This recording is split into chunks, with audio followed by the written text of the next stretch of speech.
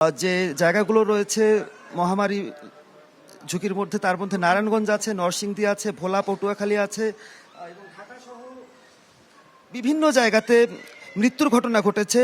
এর ভিতরে রাজশাহীতে 12 জন, রাজধানীর সংক্রামক বেধি হাসপাতালে 3 জন এবং চাঁপাইনবাবগঞ্জে 3 জন, আরও 3 জন শিশুর মৃত্যু হয়েছে।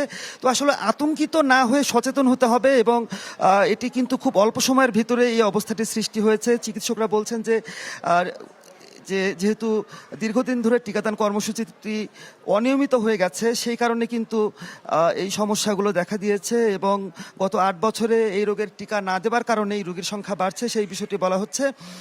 তো আমরা সারা দিনই কিন্তু বাংলাদেশের বিভিন্ন হাসপাতাল থেকে রোগীর অবস্থাগুলো দেখাচ্ছিলাম আসলে।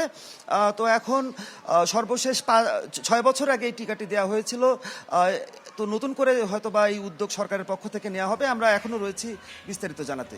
আচ্ছা মাহমুদ, আপনি হয়তো জানেন নিশ্চয়ই যে বাংলাদেশে 8 মাস থেকে শুরু করে 15 মাস বয়সী শিশুদের বিনামূল্যে হাম এবং রুবেলার টিকিট এই টিকাটা দেয়া হয়।